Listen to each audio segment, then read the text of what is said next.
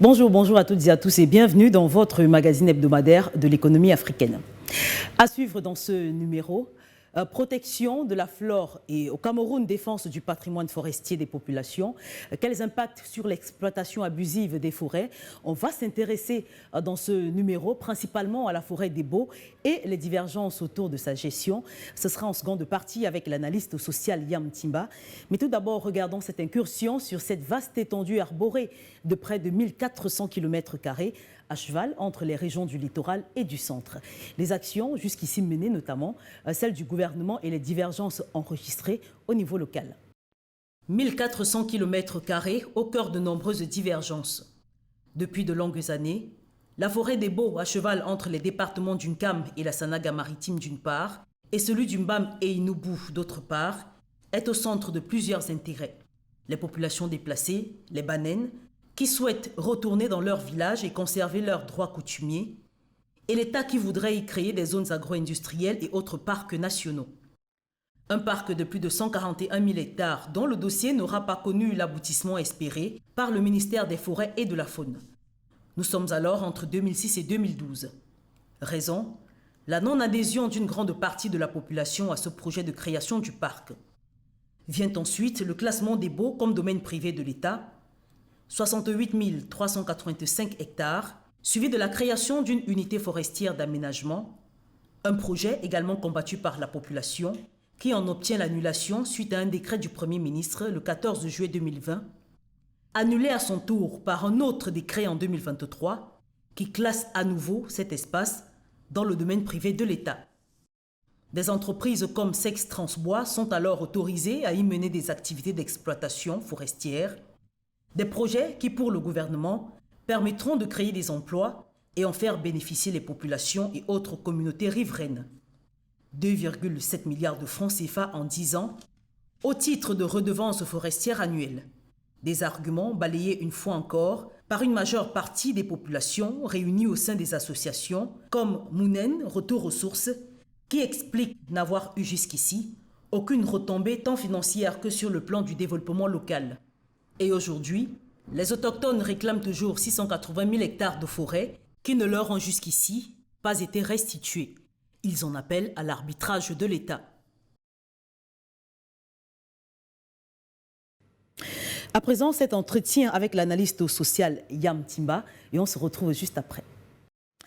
Bonjour Yam Timba et merci d'avoir répondu à cette invitation. Écoutez, merci et bonjour à vous madame et merci de m'avoir invité une fois de plus. Alors nous parlons aujourd'hui dans ce programme du patrimoine forestier du Cameroun, notamment le cas de la forêt des Baux, ce vaste espace de 133 000 hectares situé entre les régions du littoral et du centre. Nous nous intéresserons davantage aux divergences que connaît le massif entre volonté des populations de retourner dans leur village et l'État qui, lui, par contre, est très retourné vers les ressources forestières, les agro-industries et les ONG. On s'arrête là sur l'impact socio-économique. Écoutez, c'est le cœur du problème, l'impact socio-économique. On peut faire tout ce qui est dispositif juridique tout autour n'a de sens, n'a d'importance que si ça peut effectivement garantir un impact socio-économique de qualité. Est-ce que c'est le cas aujourd'hui ? Est-ce que les dispositions sont prises pour que les populations soient heureuses, qu'elles se sentent détentrices ou tout au moins que leurs droits ancestraux sur ces terres sont préservés? Est-ce que... et ce n'est pas seulement le cas de ces populations des Baux. Il s'agit en fait de la problématique de l'accès à la terre au Cameroun de manière générale. Ce cas est simplement pour illustrer la situation actuelle ou les questions qu'on se pose sur la situation actuelle de l'accès à la terre et de la gestion de la terre par l'État. Les ressources forestières n'existeraient pas s'il n'y a pas de la terre. C'est secondaire. Ce qui est principal, c'est la terre. Alors, aujourd'hui, l'État a essayé déjà plus d'une fois de récupérer cet espace qui est aujourd'hui considéré comme des terres appartenant à l'État du Cameroun. L'État du Cameroun n'a aucune terre. L'État du Cameroun a un titre foncier où? Nulle part. D'abord, il faut faire très attention à cette question de l'État parce que l'État du Cameroun a été créé par les Français en 1957. Les Camerounais n'ont pas créé d'État. Si vous dites que les terres appartiennent à l'État, est-ce qu'on parle de l'État créé par les Français en 1957? Auquel cas nos terres appartiendraient aux Français? Il faut que le Cameroun règle cette question et ça fait des années que je ne fais qu'en parler. Les gens pensent que c'est un sujet qui n'a pas d'importance, mais il faut faire très attention. Lorsque quelqu'un a créé un État, que cet État existe, fonctionne, ça veut dire que tous ceux qui font tourner cet État à son bénéfice. Est-ce que les Camerounais se rendent compte de ce que ça signifie, le fait qu'ils font tourner l'État du Cameroun au bénéfice de la France? Ça veut dire qu'ils n'ont pas d'État. Donc, ce qui veut dire, en d'autres termes, que toutes les terres, que ce soit la forêt des Botos ou une autre forêt au Cameroun, appartiennent à l'État français si ça venait à appartenir à l'État du Cameroun. Exactement. Ça veut dire que la colonisation, c'est ça qui est continuant. Le principe de la colonisation était de s'accaparer de toutes les ressources qui se trouvaient dans les pays ou dans les territoires qui avaient été conquis. Et donc, si on ne règle pas la question de l'accès à ces territoires, qui est donc de créer notre propre État, eh bien, c'est l'État colonisé qui a créé notre État qui reste détenteur de ces ressources-là. C'est une question très grave et ça montre que les Camerounais, quand ils parlent d'indépendance et de souveraineté, c'est de la fanfaronnade. La chose qu'il faut faire pour être souverain, c'est de créer votre État. C'est d'en déclarer l'indépendance et de garantir justement... Mais on sort peut-être du sujet. Non, on ne sort pas du sujet. En 1960, c'était quoi? On ne sort pas du sujet. Il y a beaucoup de choses. Oui, mais vous savez, ce n'est qu'en 2019 que les Africains se sont réveillés un beau matin et ont découvert que le franc CFA ne leur appartenait pas, que la France avait un droit de propriété intellectuelle dessus. Alors que ça fait plus de 15 ans que je ne fais qu'attirer l'attention sur le fait que le franc CFA n'est pas notre monnaie. Et donc, comme ce n'est pas notre monnaie, ça veut dire que nous sommes exploités par la France. Aujourd'hui, ça fait peut-être 4 ou 5 ans que je ne fais qu'attirer l'attention sur la question de l'État du Cameroun.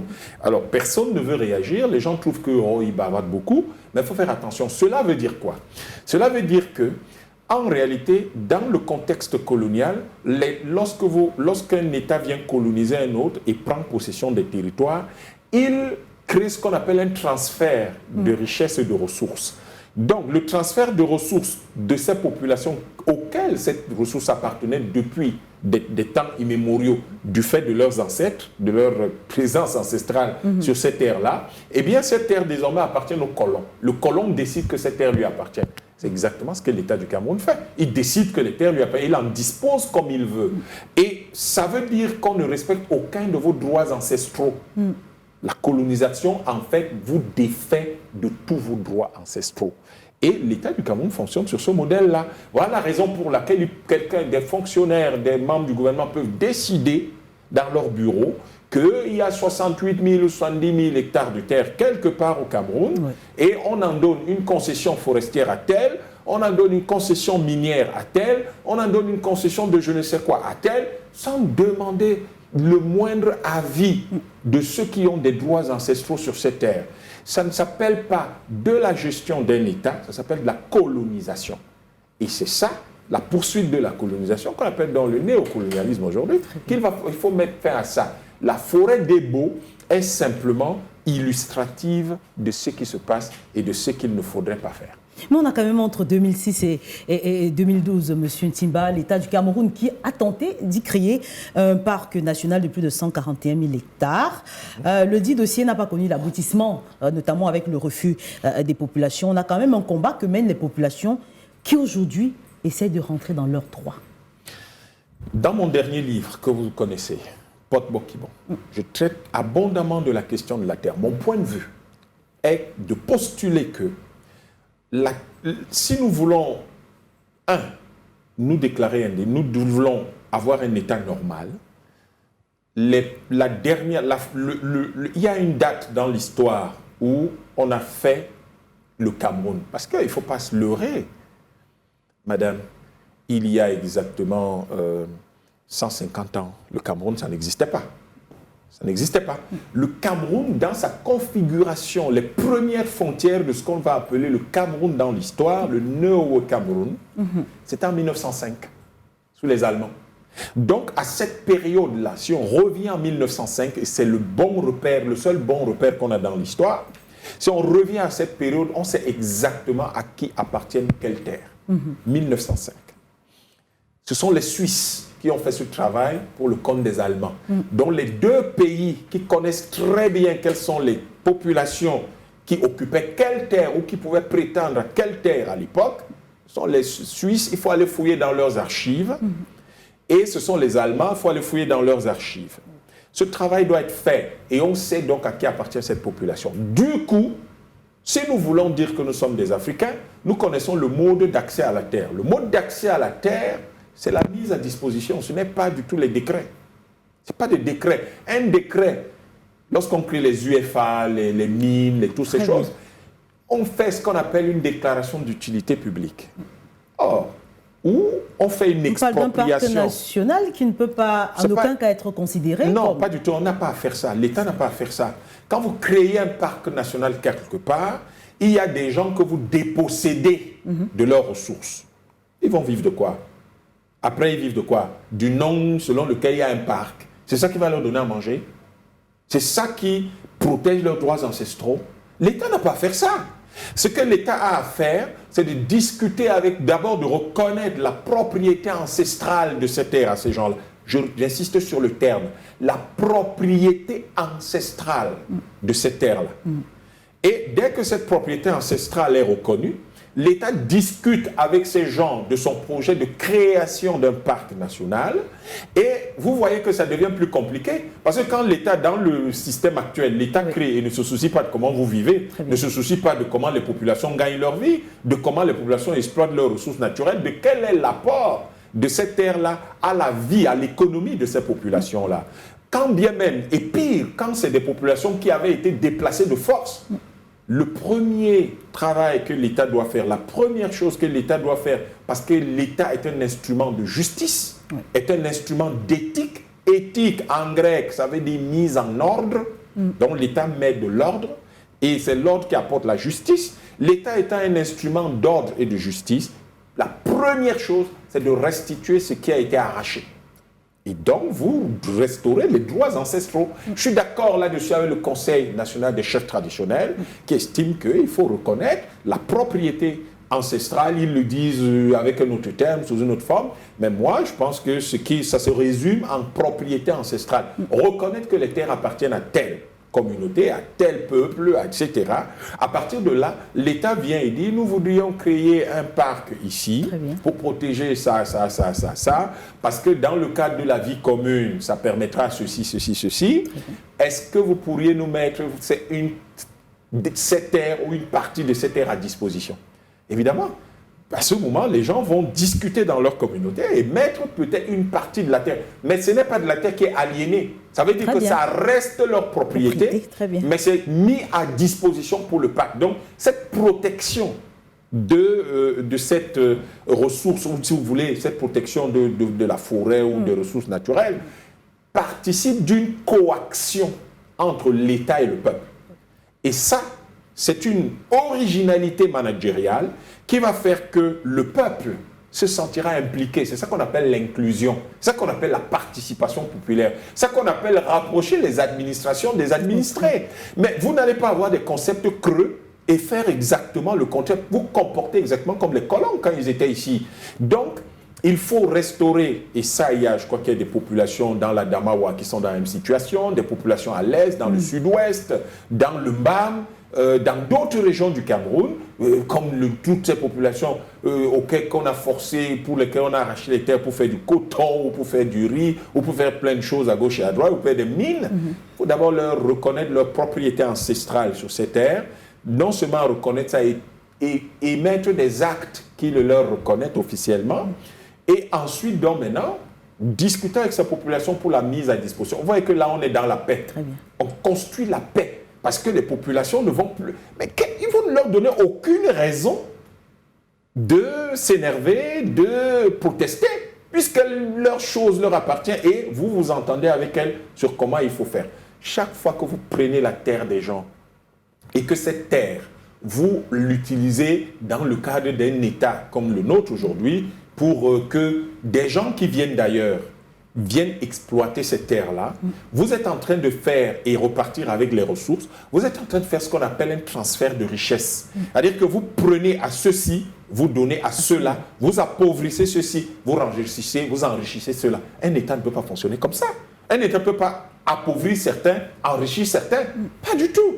Et lorsque la terre est mise à disposition, si vous voulez créer, s'il y a des exploitants forestiers, vous trouverez ça dans mon livre, je l'ai abondamment développé. À ce moment, les propriétaires ancestraux de cette terre-là doivent avoir au moins 20 à 35% en fonction du projet, 20 à un minimum de 20. Il y a des raisons juridiques pour ça. Très bien. Au minimum de 20 jusqu'à 35% de l'activité économique qu'on va créer, qui peut être de l'exploitation forestière, de l'exploitation minière ou toute autre exploitation. Ça peut être un barrage hydroélectrique ou n'importe quelle usine ou tout ce qu'on veut. Si on fait ça, mais vous sortez ces gens instantanément de la misère. Si vous avez 68 000 hectares d'exploitation... On a quand même parlé, excusez-moi, de la création de 2000 emplois. Non, ce n'est pas ça. Les populations n'ont pas besoin d'emplois. Ce n'est pas ça. Lorsque les gens disent ce genre de choses, c'est de la manipulation. Qu'ils aillent manipuler les abeilles, je ne sais pas moi, les feuilles mortes en forêt, pas des individus, des hommes normaux qui peuvent réfléchir. Lorsque vous donnez 20% à ces populations, jusqu'à 35% au moins, vous leur donnez, céder... Qui est leur droit? Parce que les terres sont leur apport en capital, mais c'est un apport en nature. Donc, vous leur donnez ces 20%, et ces gens-là, donc, vous les sortez instantanément de la misère. Imaginez aujourd'hui, Madame Nga, que toutes les mines qui existent au Cameroun, les concessions qu'on a faites, toutes les terres qui ont été concédées aux gens pour faire le chemin de fer, pour faire les routes et les autoroutes, pour faire les mines, pour faire les centrales hydroélectriques, pour faire les centrales à gaz, pour construire des immeubles, etc. Les cités, imaginez que les populations qui étaient propriétaires, qui ont la propriété ancestrale de ces terres, avaient au moins 20% du capital. Ces gens seraient instantanément sortis de la misère. Le Cameroun serait plus pauvre. Le Cameroun serait plus pauvre. Vous voulez que quelqu'un vienne faire de l'exploitation forestière sur près de 70 000 hectares de terre, mais c'est simple. Les propriétaires ancestraux, vous leur donnez entre 20 et 35%. Ils sortent instantanément de la misère. Parce que ça va faire des chiffres d'affaires en dizaines de milliards de francs CFA et il va y avoir des milliards de francs CFA de bénéfices et ces gens vont toucher 20%. Mais imaginez que sur les 68 000 hectares peuvent être exploités, je crois qu'on parlait de 30 ans, et que les propriétaires ancestraux, avec leurs 20-25%, se retrouvaient avec 2, 3, 4, 5 milliards tous les ans. Ils sortent instantanément de la misère. Instantanément. Mais quel est le rôle de l'État? Mais c'est sortir les gens de la misère, madame. Le rôle de l'État n'est pas de les appauvrir pour donner à d'autres. Donc, il faut que notre État revoie tout ça. Vous voyez, par exemple, on prend le barrage de Son Loulou. Mais imaginez que les propriétaires de cette terre autour de Son Loulou avaient 20% de ce barrage. Imaginez que, je vais vous donner un exemple, peut-être celui-là est plus parlant pour tout le monde. Vous voyez le village Etoudi. Oui. On y a construit quelque chose, on devait y construire quelque chose qu'on appelle le complexe Paul Biya. Imaginez qu'on avait créé la société anonyme du complexe Paul Biya et que les propriétaires de la terre d'Etoudi, non, Olembe, c'est pas Etoudi, c'est à Olembe. C'est ça, non? C'est à Olembe, pas Etoudi. Ah oui, le complexe, vous parlez de sport, c'est à Olembe. Imaginez que le village Olembe, que ces gens-là avaient 20% de ce complexe. D'abord, le projet ne se serait pas géré comme ça. 2, on aurait sorti instantanément de la misère ces gens-là. 3, parce que c'est sur leur terre et qu'ils sont actionnaires, ils auraient créé une foule d'activités pour faire vivre ce complexe. Et donc, vous voyez que notre approche de la question de la terre en Afrique est une approche souverainiste, est une approche qui développe le pays, est une approche qui donne de la dignité aux gens en leur permettant de sortir instantanément de la misère et en les impliquant. Ça s'appelle de l'inclusion, ça s'appelle de la participation à la vie de la nation. Ça va sortir les gens de la misère. Donc, c'est en réalité, le problème pour les gens comme moi, c'est de dire quel est le type d'État que nous avons créé et quel est le type d'État que nous voulons créer. Alors, on a parlé de propriété ancestrale. Ouais. Ce qui veut dire propriété ancestrale parle de droits des populations. Il faudrait savoir qu'on a encore 680 000 hectares qui sont principalement querellés dans cette partie de la forêt des Baux. Sauf que le Premier ministre annule d'abord le décret qui traitait ce terrain d'utilité publique. Il revient avec un autre décret qui reclasse ces 680 000 hectares comme faisant partie du domaine privé de l'État, en vue d'en faire une forêt de production du bois d'œuvre. On est là sur le droit des populations. Ça s'appelle, ce qui se passe là, ça s'appelle de l'incompétence en matière de gestion et ça s'appelle de la mafia. Vous ne pouvez pas dire une chose et son contraire. Mais vous voyez que eux et moi, nous sommes sur deux paradigmes de management qui sont totalement différents. Donc, ce que je vais dire va leur paraître incommensurable avec ce qu'ils font. C'est-à-dire, on ne peut pas comparer ça. Oui. Et cette différence de paradigme indique tout simplement la différence idéologique, mais également la différence de vision que nous avons par rapport au Cameroun. Pour moi, tout le moindre mètre carré de terrain au Cameroun doit faire vivre les Camerounais qui sont d'abord là. Oui. Et à ceux à qui appartient cette terre-là. S'ils vivent bien, ils peuvent faire vivre les autres. Dans les 20% ou 35% dont je parlais tout à l'heure, je prévois dans mon livre qu'il pourrait y avoir un algorithme de solidarité nationale qui permettrait que vous avez 20%, mais vous pouvez partager avec le reste du pays. Très bien. Il y a quelque chose, peut-être on va prélever la moitié de ce que vous avez, ou le quart, ou le tiers, ou les 3/4. On peut même arriver à prélever jusqu'à peut-être 95%. Pourquoi? Parce que si là où vous êtes, il y a énormément d'activités, on peut prélever jusqu'à peut-être 98%, parce que vous pourriez avoir 200, 2000, 10 000 activités, mais quand vous avez 10 000 activités fois 2%, c'est énorme. Et le reste, on le répartit dans le reste du pays, mais seulement au profit des communautés.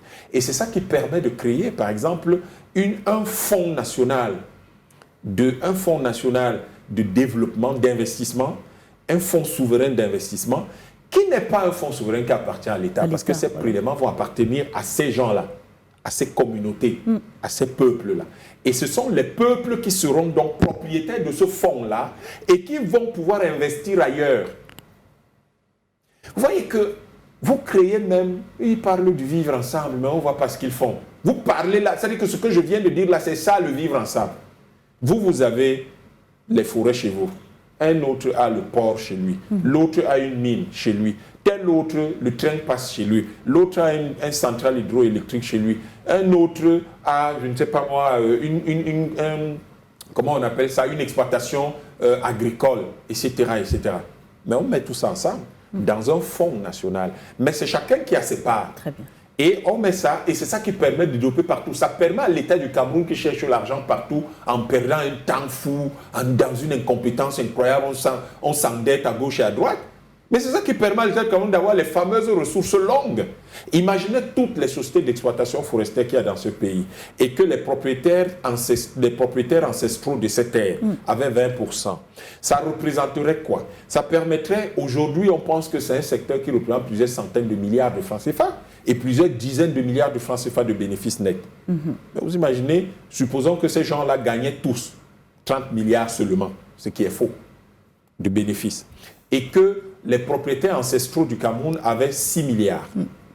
Vous imaginez ce que ça représente? Vous y ajoutez ceux qui occupent les terres pour les mines, ceux qui occupent les terres pour les barrages hydroélectriques, ceux qui occupent les terres pour les barrages, les centrales à gaz, ceux qui occupent les terres, ils ont les immeubles partout, ceux qui occupent les terres pour 1000 autres choses, des grands supermarchés, toutes ces activités-là. Vous imaginez la cagnotte dont disposerait ce pays? Ce pays a une cagnotte en dizaines de milliers de milliards. Et vous avez quand même des gens qui s'en vont chercher 2 milliards, 10 milliards, alors qu'on a des dizaines de milliers de milliards qu'on peut créer.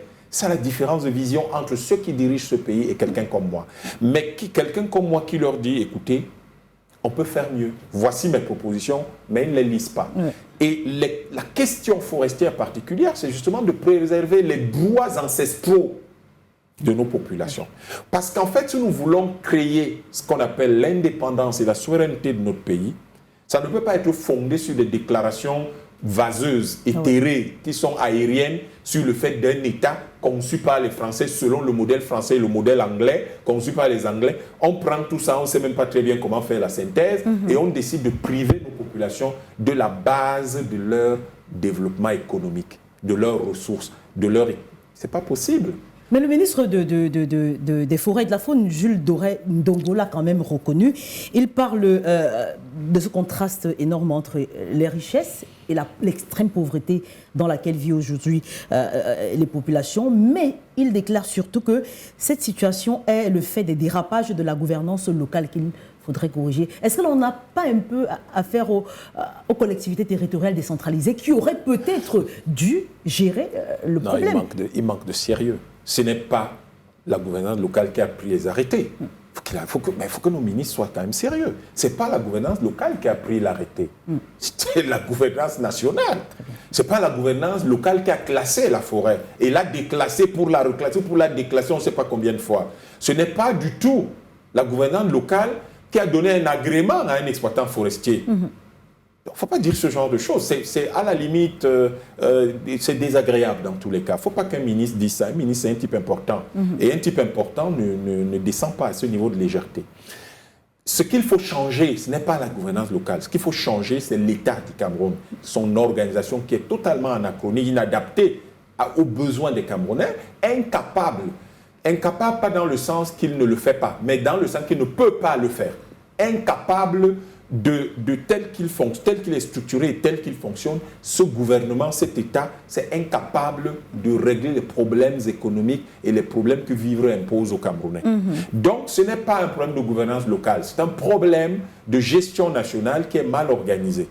Et là, lorsque le ministre des Forêts en arrive là, la traduction en matière politique, ça veut dire je ne sais pas quoi faire, je n'ai aucune solution. C'est ça que ça veut dire. Mais à ce niveau, il annonce quand même qu'il faudrait qu'il y ait au préalable un plan d'aménagement du territoire, principalement pour la forêt des Baux, en vue d'un développement durable. Non, je reviens dessus. Je vous dis que ce qu'il raconte là, ça relève de l'incapacité à gérer le pays. Ce n'est pas ça. Mais comment vous allez aménager une chose qui ne vous appartient pas? Est-ce que la forêt des Baux appartient au gouvernement? Est-ce que la forêt des Baux appartient au ministre de la forêt? Est-ce que la forêt des Baux appartient même à la commune? Est-ce que la forêt des Baux appartient à la commune, je ne sais pas moi, de Yabassi ou je ne sais pas moi, de Yingui? Est-ce que la forêt des Baux leur appartient? Je parle de droits ancestraux. Il y a des gens à qui cette forêt appartient. Et c'est à ces gens-là de décider ce qu'ils vont en faire. Maintenant, l'État a une gestion nationale qui va demander qu'il y ait des routes, qu'il y ait une certaine activité économique. Mais puisque l'État pense qu'on peut exploiter du bois là-bas, je vous ai dit ce qu'il faudrait faire. Il faut leur demander une mise à disposition, il faut les mettre en relation d'affaires avec ceux qui veulent exploiter ce bois-là. Et ces gens doivent avoir une partie du capital parce que leur terre est leur apport en capital. Mais pourquoi on peut demander aux gens dans nos banques d'apporter les titres fonciers et quand il s'agit de nos villages, on estime que les gens n'ont pas le droit de jouir de leur terre? Mais les titres fonciers sortent d'où? Mais c'est de la terre. Si l'État reconnaît que les titres fonciers ont une valeur et peuvent servir de garantie, il faudrait que l'État sache que la forêt des Baux, ça a une valeur et ça peut servir, justement, c'est un outil financier pour ces gens-là. Et ces gens qui se battent pour ça, ce sont des patriotes. Les autres qui jouent à ne pas défendre cette situation, ce sont des vendus. Et ces vendus-là, qui sont même parfois les fils de ce terroir, malheureusement, on se demande si eux-mêmes ne pensent pas qu'il est bon pour eux que leur famille sorte de la misère. Est-ce que vous imaginez la contradiction dans laquelle l'organisation actuelle de l'État, dans quoi ça peut plonger les gens? Or, il s'agit là-bas, il y a des administrateurs civils, il y a des députés, il y a des sénateurs, il y a des maires, il y a des conseillers municipaux. Mais est-ce qu'ils n'imaginent pas qu'ils peuvent sortir leur population de la misère? C'est quelqu'un qui doit venir leur écrire ça sur le tableau noir tous les matins quand ils arrivent là où ils vont. Je crois que c'est ça le problème auquel nous sommes confrontés, Madame Ga. Et le ministre a beau jeu de jouer, mais clairement dans ce que dit le ministre des Forêts, c'est je ne sais pas quoi faire, je suis incapable de contribuer au développement de ce pays. Il a un village, monsieur le ministre. Pourquoi il n'organise pas un plan de développement? Alors il ne crée pas une UFA dans son village et donne ça à quelqu'un d'autre. Pourquoi le Premier ministre ne crée pas une UFA dans son village et donne à quelqu'un d'autre? Pourquoi tous les membres du gouvernement ne créent pas des UFA dans leur village pour qu'on les donne à quelqu'un d'autre? Pourquoi on va créer dans le village de quelqu'un d'autre? C'est ça le problème auquel nous sommes confrontés. On va donc éviter cette question de pourquoi vous ne créez pas dans votre village en essayant de revoir simplement l'organisation de l'État, la question de la terre et de l'accès à la terre et de s'assurer qu'on puisse, à chaque fois qu'on touche à 1 mètre carré de terre quelque part dans notre pays, que ce soit ceux qui ont les droits ancestraux sur ces terres, qui les mettent à disposition, c'est la mise à disposition, le mode d'accès à la terre, et que cela rapporte à ces gens les moyens de vivre et qu'il n'y ait jamais de transfert de ressources. C'est exactement, je conclus, c'est exactement ce qui s'est passé ici, à Douala. Je prends cette illustration parce que ça a parlé aux gens, ça a fait beaucoup de bruit. Le quartier ici d'Ikolo. d'Ikolo Bali. Mais imaginez tout simplement que les promoteurs étaient allés voir les propriétaires de cette terre et leur avaient dit on veut construire un hôtel sur votre terre. Votre terre, c'est 30% du capital. Il y aurait eu un problème. Merci beaucoup, Yam Timba, de nous avoir éclairés et d'avoir répondu à nos questions. C'est moi qui vous remercie, Madame Ga. Et c'est la fin de ce numéro d'Afro-Business. Merci à vous de nous avoir regardés. Vous pouvez également nous suivre sur nos différentes plateformes de réseaux sociaux, sur Facebook, sur Twitter, sur LinkedIn, sur Instagram ou encore sur YouTube. Très bonne suite des programmes en notre compagnie. À très vite.